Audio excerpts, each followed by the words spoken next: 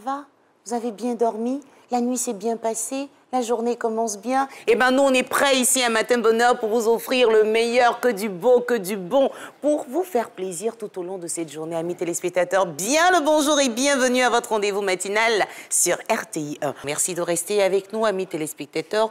Beaucoup de surprises vous sont réservées tout au long de cette émission. À tout de suite, avec beaucoup, mais beaucoup de plaisir.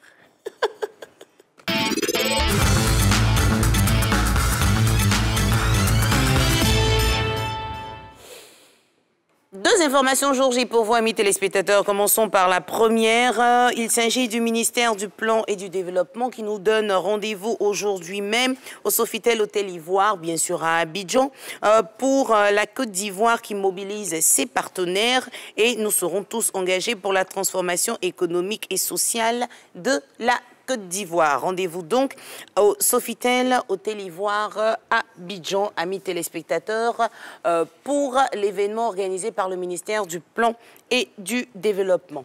Alors, la deuxième information, c'est juste une information maison, amis téléspectateurs. Matin Bonheur va s'achever dans quelques semaines, exactement le 1er juillet, par la grâce de Dieu. Mais quant à moi, je finirai cette semaine, amis téléspectateurs, Matin Bonheur, et le relais sera pris par Renaud Kevin Kobia, à qui vous êtes habitués depuis plusieurs semaines. Et on n'oublie pas d'embrasser bien fort Thierry Angeval, avec qui nous avons commencé cette belle saison. On lui fait plein de bisous depuis où il se trouve. Et puis, on a rendez-vous aujourd'hui à 15 h parce que le directeur général de la RTI, Alceni, nous confie une autre mission. Pour savoir de quoi il s'agit, rendez-vous simplement sur RTI 1 à partir de 15 h. Une autre rubrique, c'est combien ça coûte? Le panier de la ménagère. Allez, on prend le panier et on est parti.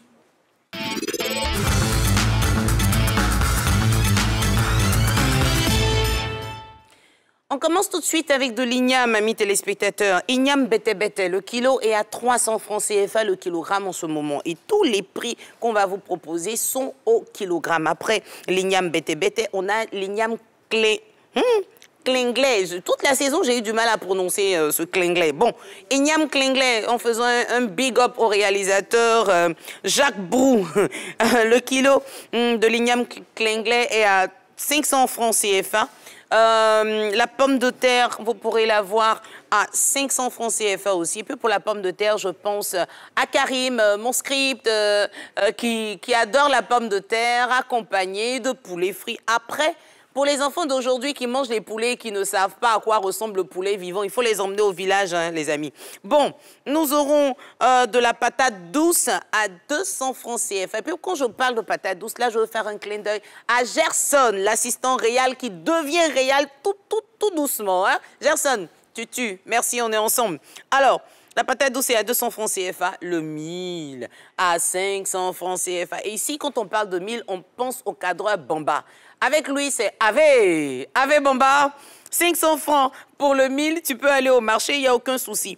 Haricots verts, les haricots verts sont à 1200 francs. Qui aime les haricots verts ici? Ben, c'est mon pharaon. J'aurais dit le libérateur, mais avec sa chanson Pharaon, je l'appelle Pharaon. Lui, il aime les haricots verts parce qu'il saute beaucoup, donc il aime les haricots verts à 1200 francs CFA le kilogramme. Et puis Mister à la grue, lui, quand on parle de lui, c'est du riz local. Il ne peut pas se passer de son riz local. Toujours un bon riz pour sentir qu'il a eu un bon dîner ou un bon déjeuner. Après, Guy Noël, pardon. On nous dit de ne pas manger le riz le soir. Sinon, je vais donner ton nom à Docteur Envo. Voilà, c'était tout pour la rubrique Combien ça coûte, amis téléspectateurs. Bon. On fait un coucou à présent à tous ceux qui de très loin d'Abidjan restent quand même connectés pour nous suivre. Et aujourd'hui, on fait un clin d'œil à Onzoué Kokoré. J'espère que je prononce bien. Onzoué Kokoré est une localité de l'Est de la Côte d'Ivoire et appartenant au département de Bongouanou. C'est bien sûr dans la région du Onzi-Komoui. La localité de Onzoué Kokoré est un chef-lieu de commune.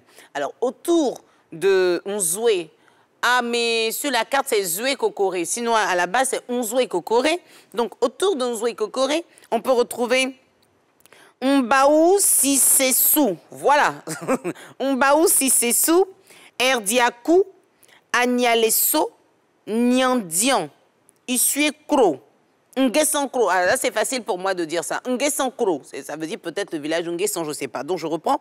Mbao Sissesu, Erdiakou, Agnaleso, Ndian, Essuicro, Ngesankro. Alors, on veut vraiment vous dire merci et surtout saluer toutes les populations originaires aussi de ce beau chef-lieu Onzoué Kokoré. Merci de rester connectés sur RTI 1 pour suivre Matin Bonheur. Matin Bonheur, l'émission qui vous donne envie de vous réveiller, l'émission qui vous permet de faire le plein de la bonne humeur, de la bonne énergie, pour passer une excellente journée. Allez, on reste ensemble. Alors, ce qu'on fait aujourd'hui, c'est qu'on a envie de marquer une pause. Une pause pour saluer et féliciter tous ces enfants, tous ces parents qui, justement, ont traversé calmement cette période d'examen de fin d'année scolaire. Je pense que pour le BEPC, ça finit aujourd'hui ou demain, je crois. Alors, ils finiront la composition, on attendra les résultats et puis on verra les plus grands pour le baccalauréat. Mais en même temps, on voudrait encore rappeler quelques conseils donnés ici à Matin Bonheur. Des choses à faire, chers parents, pour soutenir nos enfants qui passent les examens de fin d'année scolaire. C'est dans cet élément, on retrouve donc Renaud Kevin-Kobia qui avait sur son plateau Monsieur Fréjus pour parler justement de comment soutenir les enfants en pleine période d'examen de fin d'année scolaire.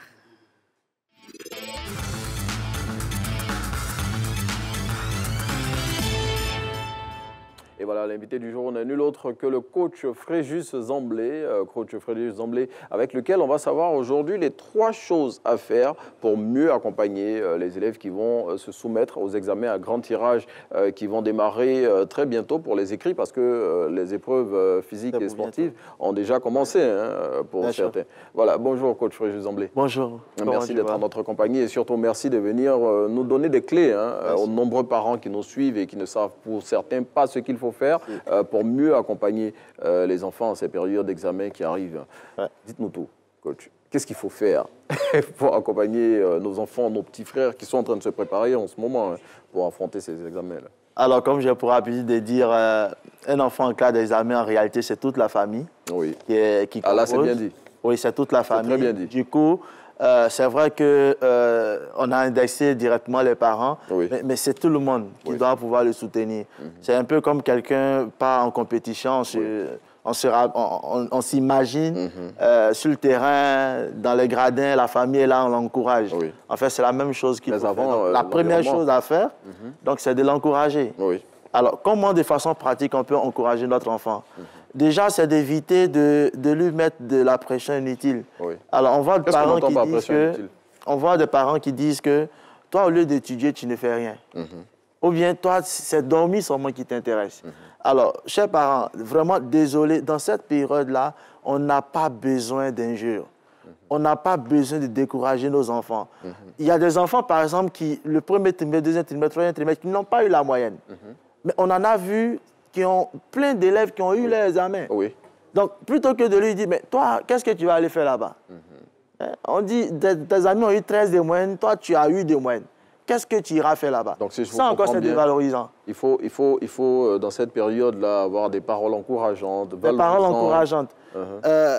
Appeler l'enfant, parler avec lui. Comment tu te sens? Je sais qu'il y a beaucoup de pression, ça va aller. Est-ce que tu t'en sors déjà dans les matières? Est-ce que tu comprends ce que tu étudies? Pour que, bien entendu, nous, derrière, si l'enfant a des difficultés d'apprentissage, on puisse voir comment on l'aide. Donc, l'idée, c'est encourager, mais encourager, voir comment, qu'est-ce qu'il faut lui apporter pour, bien entendu, lui permettre de pouvoir avoir cette motivation-là, cette motivation de continuer de travailler, même si, au départ, donc le premier trimestre, le deuxième, troisième trimestre, il n'a pas eu la moyenne. Donc, toujours motiver l'enfant et surtout l'encourager. Bien sûr. Bien évidemment, ça participe de comment le préparer, pour cet examen. Maintenant, dites-moi, vous avez parlé de soutien. Il faut aseptiser son environnement, il faut éviter de l'accabler. Mais comment faire exactement? Je veux dire, ça, c'est pour les parents. Mais tout autour, parce qu'il n'y a pas que les parents à la maison, les frères et sœurs, les cousins à la maison, la télévision et tout ça, vous en parliez. Qu'est-ce qu'il faut faire? Il faut établir un code. Bien sûr, il faut établir un code. Je le dis, un enfant qui compose, il a besoin de concentration. La concentration, par définition, c'est la capacité de fixer son attention sur un objectif ou bien sur un objet sans se laisser distraire. Alors, déjà, l'expression « sans se laisser distraire » veut dire qu'il est possible qu'il soit distrait. Parce que, naturellement, toutes les pulsions ont envie de se réaliser. Raison pour laquelle, souvent, tu es là, je ne sais pas si c'est déjà arrivé, tu es là, tu as envie de manger, tu as envie de regarder la télévision, tu as envie de te laver, tu as envie de passer un coup de fil. Et puis, finalement, tu t'essaies dans la cuisine. Au lieu de rester là pour manger, tu viens au salon avec, tu allumes la télévision, tu prends une cuillerée, et puis tu prends la télécommande, tu changes la chaîne, tu prends ton téléphone, tu envoies un SMS. Finalement, on est distrait. Finalement. Donc, ça, c'est naturel. Du coup, pour être concentré, il faut un environnement. Alors, aujourd'hui, la technique, c'est que l'enfant doit pouvoir rester dans un environnement sans bruit. Maintenant, vous allez certainement me demander, mais dans des familles nombreuses, ceux qui vivent dans les cours communes et tout cela, comment ils font pour éviter qu'il y ait tout ce bruit dans les influences? Il faut voir la possibilité d'éloigner l'enfant, de l'envoyer dans un cadre. On l'éloigne d'où? De la maison? De la maison, si, bien entendu, on est dans une cour commune, il y a beaucoup de bruit. Aujourd'hui, je pense qu'il y a plein de structures privées. Et il va où? Très bien. Il y a plein de structures privées qui ont trouvé le créneau. C'est qu'ils font des camps de préparation. Des camps de préparation. Donc, quand ça veut dire que l'enfant quitte la maison, il vient dans un endroit qui est sans bruit. Mais coach, je vous entends bien. Vous avez parlé de structures privées. Donc, il faut payer. Bien sûr. Un enfant qui vit dans une cour commune, bon, on ne va pas dire que c'est parce que ses parents n'ont pas les moyens qu'il faut, mais je veux dire, c'est des familles modestes généralement. Comment ces familles vont faire pour envoyer leurs enfants dans des camps privés pour aller se préparer pour les examens? Oui, on peut aussi voir un parent, qui est dans la ville et qui a un endroit où l'enfant peut étudier. D'accord. Donc, on peut voir aussi cette option-là. Et je pense qu'à l'approche des examens, la plupart des écoles primaires qui ont déjà fini les programmes mettent à disposition leurs salles de classe. Donc, l'idée pour nous, c'est de voir est-ce que l'enfant peut avoir... plus accessible pour certaines familles. Bien entendu. Est-ce que l'enfant peut avoir un cadre où il peut travailler, où il peut avoir du calme, où il peut se concentrer pour pouvoir apprendre. Donc, je résume, les écoles sont disponibles. Oui, les camps privés. Voilà, l'école privée, ou bien les écoles primaires, etc. La deuxième chose à faire, c'est de voir aussi l'option des camps. Et ce qui est intéressant avec les camps, c'est que les enfants même dorment là. Parce que généralement, les structures privées le font dans des écoles avec internat. Donc l'enfant, il vient et ça commence à se développer de plus en plus. Et aujourd'hui, je pense que c'est l'une des options.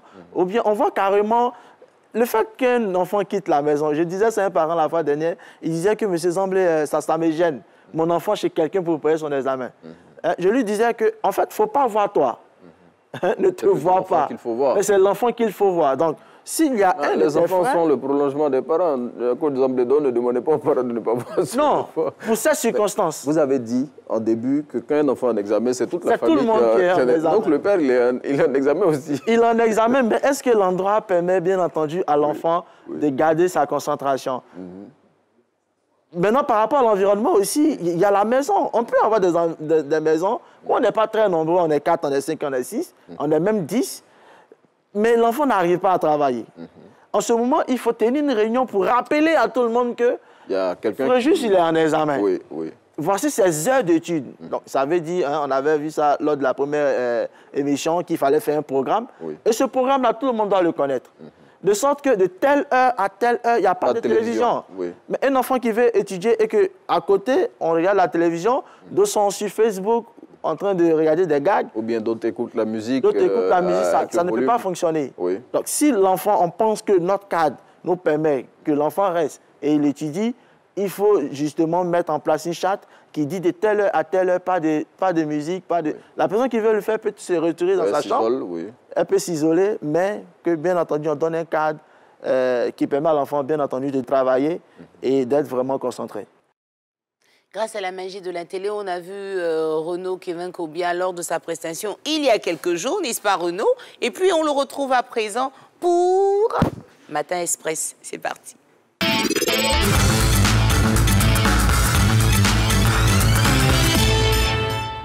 Voilà, rebonjour. Matin Express donc, qui nous conduit aujourd'hui au Niger, où nous allons retrouver notre confrère Omar Issa, avec lequel nous allons décrypter l'actualité de son pays. Bonjour Omar. Après le Sénégal, le Niger a entamé le rapatriement de ses ressortissants qui mendient cette fois au Ghana. Eh bien, un premier vol est arrivé récemment à Niamey, contenant 5 migrants. Mais dites-nous, qu'en est-il de cette opération de rapatriement? Bonjour Abidjan, bonjour Renaud. Effectivement, le Niger a entamé le rapatriement de ses ressortissants mendiens au Ghana. Après le Sénégal, il faut le dire, le Niger a lancé des vols spéciaux. Et cela concerne plusieurs centaines de ressortissants composés des femmes et des enfants. Le premier vol de ces mendiens rapatriés a atterri à Niamey à l'aéroport international Diori Amani. À cet effet, nous avons en tout cas interviewé le ministre de l'Action humanitaire que je vous propose d'écouter par rapport à cette situation. Ils viennent donc du Ghana, c'est le premier vol qui vient d'arriver. Le deuxième vol va arriver, Inch'Allah, dans les heures qui suivent.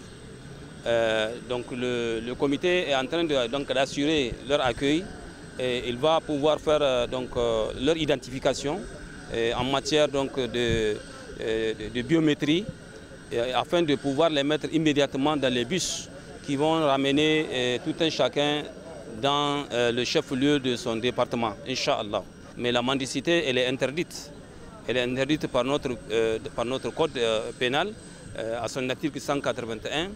Il a dit que tout celui qui utilise des enfants jusqu'à l'âge de 18 ans pour faire de la mendicité sera puni. Malheureusement, vous voyez ici, il y a des trafics, il y a des gens qui prennent des enfants à location pour aller avec eux faire de la mendicité et payer les parents. Renaud, il faut le dire, pour ces premiers vols, ils sont au nombre de 562 personnes mendiens rapatriées de l'autre côté du Ghana au Niger. Deuxième information avec vous, Omar Issa. Eh bien, il s'agit de la visite du président nigérien Mohamed Bazoum dans la zone dite des 3 frontières, Mali, Burkina et Niger, où règne une insécurité grandissante. C'est la première fois qu'il se rend dans cette zone. Qu'est-ce qu'on peut retenir de ce déplacement ? Oui, le président de la République, Bazoum Mohamed, poursuit sa visite de travail dans l'ouest du pays, notamment à la rencontre des populations déplacées pour cause d'insécurité. Enfin, le président de la République s'est déplacé pour partir de la zone des 3 frontières, notamment le Mali, le Burkina Faso et le Niger. Dans cette zone, le président de la République était dans plusieurs localités à Terra, où il a tenu bien sûr un grand meeting au cours de laquelle il s'est exprimé devant ces populations déplacées. Renaud, je vous propose en tout cas de suivre quelques messages forts lancés par le président de la République, Bazoum Mohamed, à l'endroit de ces populations déplacées, désespérées. Je suis au courant de toutes les souffrances qu'elles ont pu endurer. J'ai conscience des difficultés auxquelles elles ont été confrontées. Mais je sais en même temps combien elles ont été résilientes. Et certains villages ont été obligés de bouger. Le phénomène s'est étendu plus à l'est, vers Kokorou, vers Mehana, provoquant les mêmes effets. Et même ici, à côté de Terra. Parlant de Terra, évidemment, je ne saurais ne pas avoir une pensée émue pour nos forces de sécurité tombées de façon répétitive sur le poste de police frontalier de Petelkoli. Je voudrais rendre hommage à leur combativité, à leur don de soi, à leur patriotisme. Renaud, vous l'avez écouté, c'était le message en tout cas très fort du président de la République, Bazoum Mohamed, en face de ces populations déplacées. Et il faut le dire, au total, ils sont environ 13 500 personnes déplacées pour cause d'insécurité dans cette localité, notamment des 3 frontières. Renaud, c'était entre autres l'actualité ici au Niger. Au revoir. Allez, merci à Omar Issa, et puis vivement que la sécurité revienne dans cette zone des 3 frontières. Merci Omar pour toutes ces informations concernant le Niger. Naomi, j'ai failli dire Omar encore. C'est ici qu'on s'arrête pour ce numéro.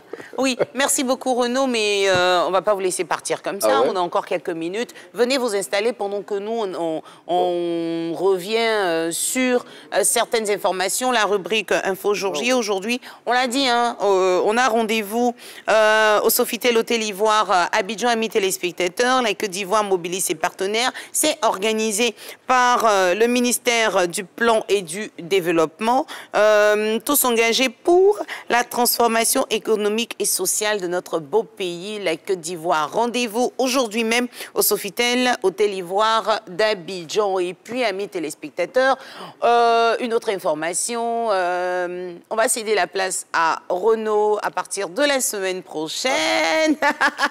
C'est un faux jour J aussi, parce que le DG de la RTI, Alseni Dambélé, nous confie une autre mission. On va aller s'apprêter pour vous offrir le meilleur. Et puis pour savoir de quoi on parle exactement, il faut simplement être connecté aujourd'hui même à 15 h, n'est-ce pas Renaud? Oui, c'est bien cela. C'est cela. Bon, on va laisser le suspense bouillir un peu encore. Hein? Qu'est-ce qui va se passer à 15 h? Ben, on va le découvrir. Après, Renaud, là, on arrive à la fin de toutes les émissions quand même. Les saisons s'achèvent. Un pincement au cœur pour tous ces téléspectateurs qu'on ne va pas retrouver pendant plusieurs mois quand même. Oui, quand même. Ouais. Et après, on va s'apprêter pour offrir le meilleur la saison prochaine, Inch'Allah, par la grâce de Dieu, et d'avoir la bonne santé pour revenir. Mais ces 2 semaines, on aura quoi avec Renaud? On va faire le classique, hein. On sera dans les fondamentaux de l'émission. Exactement. Hein. Voilà, on va suivre, comme on a l'habitude de faire, du lundi au vendredi. Et on a des thématiques qui sont développées au cours de l'émission. Donc on va s'inscrire dans cela. Et puis on va se glisser dans la peau de Tata Naomi et Thierry Anjoal, à qui on fait un gros coucou aussi. Hein, voilà, et puis servir comme on le peut le meilleur aux téléspectateurs. Et en parlant du meilleur, en Côte d'Ivoire, on aime tout ce qui est bon. Comme dirait quelqu'un, j'aime les bonnes choses. Tous les Ivoiriens aiment les bonnes choses. Et en matière de bonnes choses, qu'est-ce qu'on pourrait faire pour nos papas? C'est le 19 juin. Je l'ai dit, on vous regarde. Non, mais donnez-nous des pistes. On vous regarde. Non, déjà, en parlant de pistes, à bas les débardeurs. Mais chaque fois, vous parlez de ça. Et pour la Saint-Valentin, vous parlez de débardeurs. Et pour la fête des pères, on a compris. Aujourd'hui, je vais me faire l'avocat de tous les hommes. Je dis, sortez un peu du classique, quoi, les femmes. Là. Hein? Ouais, mais vous êtes trop réservés. Non, mais en fait, c'est ça le truc avec nous, les garçons. Je dis, nous, on va droit au but. Nous, bon, pour parler comme quelqu'un, on ne se charge pas d'artifice. Vous, les femmes, vous aimez tout ce qui est chichi, machin, vous aimez faire la fête et tout. Nous, on est là, on gère les problèmes. On gère les problèmes du pays, de la maison et tout ça. C'est peut-être pour cela aussi. On n'a pas assez de temps. On n'a pas un grand engouement pour votre fête parce que la femme se célèbre d'abord et invite les autres à la célébrer. Il n'y a pas de souci. Mais après, pour ceux qui ne comprennent pas, pourquoi on devrait honorer les papas, est-ce qu'on pourrait revenir sur le rôle d'un père? Bon, je dis, pour ceux qui ne comprennent pas, je ne sais pas comment on doit le leur expliquer. Oui, mais le rôle d'un père, c'est quoi? Le rôle d'un père, mais le père, c'est celui qui, qui garantit même la sécurité au niveau familial. Bon, je veux dire, le monde, il est dirigé par des hommes. Aujourd'hui, il y a des femmes qui dirigent le monde, c'est tant mieux. Voilà, s'il y a une saine émulation au sein de la société, que les femmes peuvent y contribuer, c'est bon. Mais je veux dire, l'homme, en tout cas ici en Afrique, c'est lui le chef de la famille. Non, l'homme est le chef, c'est ce que Dieu a établi. Il contribue à assurer, sinon il fait en sorte que la sécurité au niveau de la famille soit assurée. Donc celui qui assure la sécurité familiale... À force d'assurer la sécurité finalement, puisque vous n'êtes pas sur tous les plans, présent. C'est ce que je dis, sur tous les plans, mais parce que vous n'êtes pas finalement très présent, est-ce que c'est parce qu'il entraîne le fait qu'on vous oublie souvent? Non, mais justement, c'est ce qui fait qu'on n'est pas là. Non, c'est justement. Il y a des familles où les enfants font des semaines, voire des mois sans voir le père. Mais c'est justement, non, mais c'est justement pour ça qu'on ne doit pas oublier de nous célébrer. Parce que si on n'est pas là très souvent, c'est justement pour pouvoir apporter cette sécurité financière, matérielle et tout ce que vous pouvez imaginer à la famille. Le débat. Voilà, c'est pour ça qu'on n'est pas là. Le père dit, ils sont dehors pour assurer notre sécurité. Mais justement. Mais on a besoin de vous. Ne l'oubliez pas. Et on va se faire le plaisir de vous le rappeler dimanche 19 juin. Vous dire qu'on vous aime, on a besoin de vous. Dieu a établi les choses. Hein. Le chef reste le chef et c'est l'homme. La femme est une aide, on a compris. Mais quand on dit aide, là, c'est vous qui donnez le pas. Venez à la maison. Ben, nous-mêmes, on sait que c'est nous, on va vous donner la vie. Il n'y a pas de problème. Et c'est qui raconte. On dit là, nous, on vous donne aussi. On attend. Nous-mêmes, on vous donne beaucoup. On vous regarde et on attend. Parce que l'argent de popote, là, ça ne suffit pas. Et puis, nous, on complète. Nous-mêmes, on sait. Merci de nous avoir suivis. Nous, on continue notre débat. Que Dieu bénisse les Côte d'Ivoire, que Dieu bénisse tous les papas, les mamans. N'oubliez pas, hein, c'est le 19 juin. Allez, à demain.